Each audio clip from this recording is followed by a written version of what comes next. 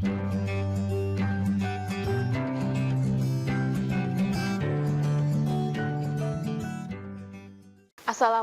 warahmatullahi wabarakatuh. Bertemu kembali dengan saya, Reza Rezdiana, dalam pembelajaran IPA kelas 9.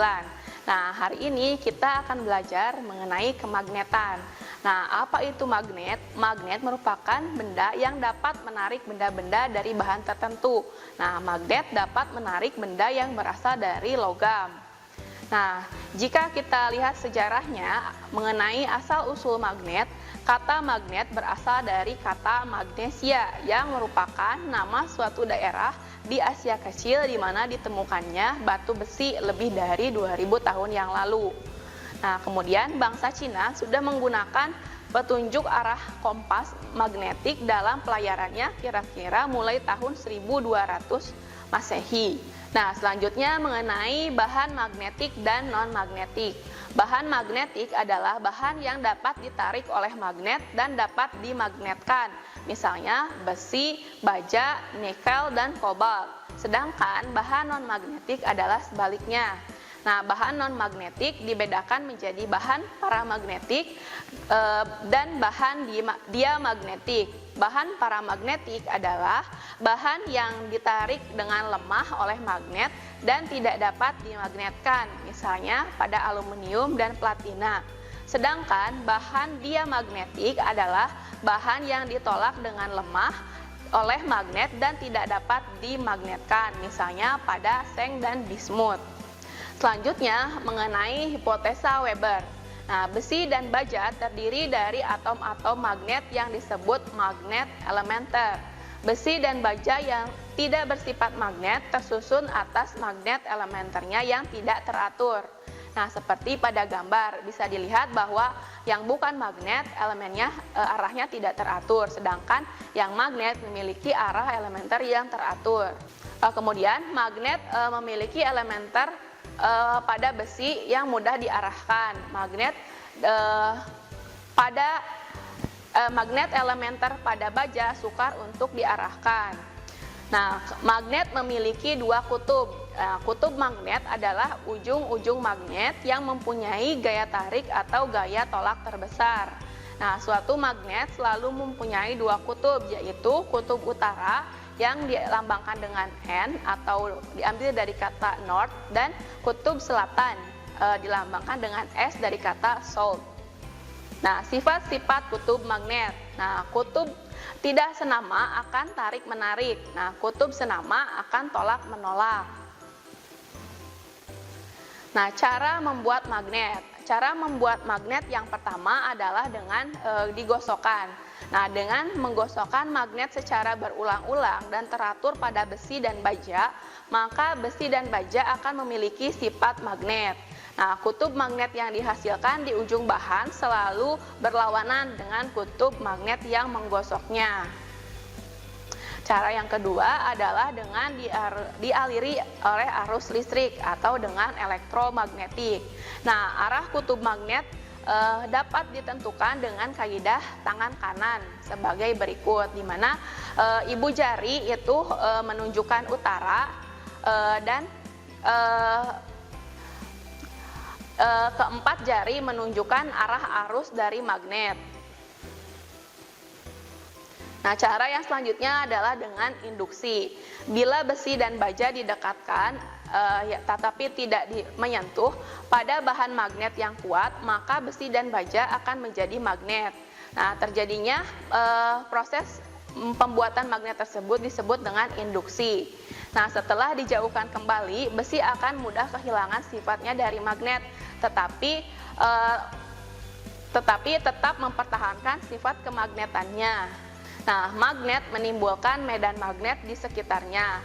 Medan magnetik adalah ruang di sekitar suatu magnet di mana magnet lain atau benda lain yang mudah dipengaruhi magnet akan mengalami gaya magnetik jika diletakkan di ruang tersebut. Nah, garis-garis gaya magnet atau flux magnetik adalah garis-garis yang menggambarkan adanya medan magnetik.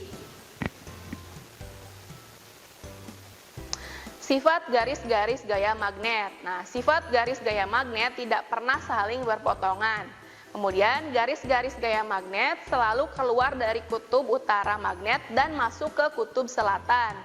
Nah, tempat yang garis-garis magnet rapat menunjukkan medan magnetnya kuat. Sebaliknya, tempat yang garis-garis magnetnya renggang menunjukkan medan magnet yang lemah. Nah, bumi memiliki sifat magnetik. Nah, jarum kompas selalu menunjukkan arah utara dan selatan. Nah, fakta ini menunjukkan fakta bahwa bumi memiliki sifat magnetik. Kutub utara dari magnet batang imaginer terdapat di dekat kutub selatan geografi bumi, dan kutub selatan magnet batang imaginer terletak di dekat kutub utara geografi bumi. Selanjutnya mengenai sudut deklinasi dan inklinasi. Nah, sudut deklinasi adalah sudut yang terbentuk antara arah utara selatan geografi dengan arah utara selatan pada kompas. Sedangkan sudut inklinasi adalah sudut yang terbentuk medan magnetik atau garis gaya magnet di seberang titik dengan horizontal permukaan bumi. Nah, medan magnet di sekitar arus listrik. Berdasarkan percobaan Oerstед, pada saat kawat tidak dialiri listrik, jarum kompas tidak menyimpang. Nah, pada saat kawat dialiri arus listrik ke atas, kutub utara jarum kompas menyimpang ke atas. Nah, sedangkan pada saat kawat dialiri listrik ke bawah, kutub utara jarum kompas menyimpang ke arah ke kiri. Nah, kesimpulannya, di sekitar penghantar kawat yang dialiri arus listrik terdapat medan magnet. Nah, arah medan magnet tergantung pada arah arus listrik yang mengalir. Nah, selanjutnya adalah mengenai garis-garis gaya magnetik di sekitar penghantar lurus. Medan magnetik memiliki simbol B di sekitar kawat penghantar lurus yang dilalui arus listrik berbentuk lingkaran. Nah, dan dapat ditentukan dengan aturan lengan kanan, di mana arah ibu jari adalah arah arus listrik dan arah keempat jari adalah arah medan magnet.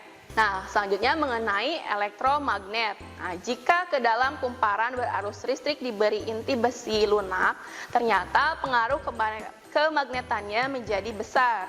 Susunan kumparan dan inti besi lunak inilah yang disebut dengan elektromagnet atau magnet listrik.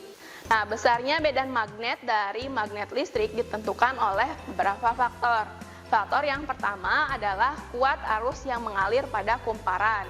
Semakin besar arus yang mengalir, semakin besar medan magnetnya. Kemudian, jumlah lilitan kumparan.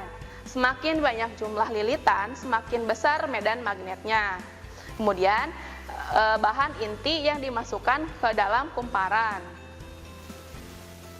Nah, penggunaan elektromagnetik dalam kehidupan sehari-hari, misalnya untuk memindahkan besi-besi, untuk memindahkan benda-benda dari besi. Kemudian pada bel listrik juga menggunakan sifat kemagnetan. Nah, jika saklar ditekan, maka arus akan segera mengalir sehingga kumparan menjadi bersifat magnet, sehingga jangkar besi akan tertarik dan palu pemukul akan mengenai gong.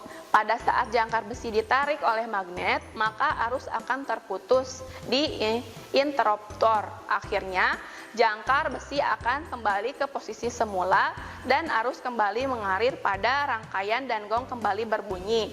Hal ini akan diulang-ulang sampai saklar dilepas kembali. Nah, selanjutnya adalah mengenai relay. Nah, relay adalah sebuah alat yang dengan energi arus listrik kecil dapat menghubungkan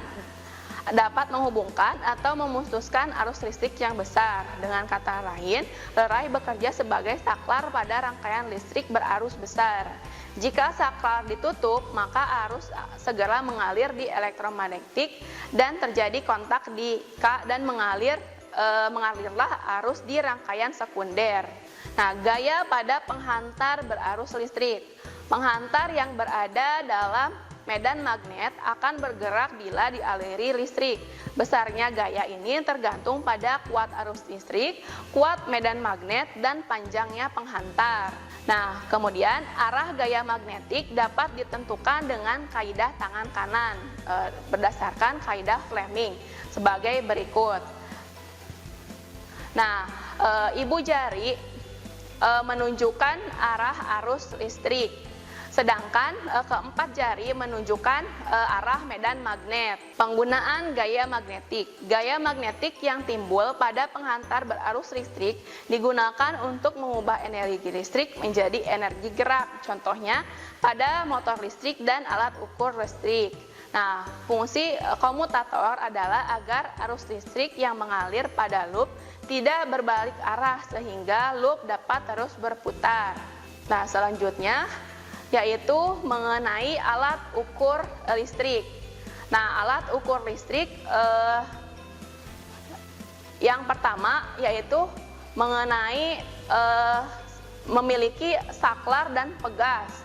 Nah, prinsip kerjanya yaitu jika jarum dialiri listrik, kumparan akan berputar. Namun, kumparan tidak dapat berputar terus karena tertahan oleh sebuah pegas spiral. Berputarnya spiral akan menggerakkan jarum penunjuk angka. Nah, besarnya putaran kumparan sama dengan besarnya penyimpangan jarum petunjuk angka, sehingga besarnya penyimpangan itu dapat dijadikan sebagai hasil pengukuran. Nah, demikianlah penjelasan mengenai rangkaian listrik. Terima kasih atas perhatiannya. Wassalamualaikum warahmatullahi wabarakatuh. Kunjungi sosial media lainnya seperti website kami di pkbmalkata.com, Facebook PKB Malkata Manunjaya, Instagram PKB Malkata _official. Dan terima kasih telah klik video ini. Jangan lupa like, comment, share, dan subscribe untuk menunjukkan dukungan kamu terhadap channel ini. Enjoy the video PKB Malkata.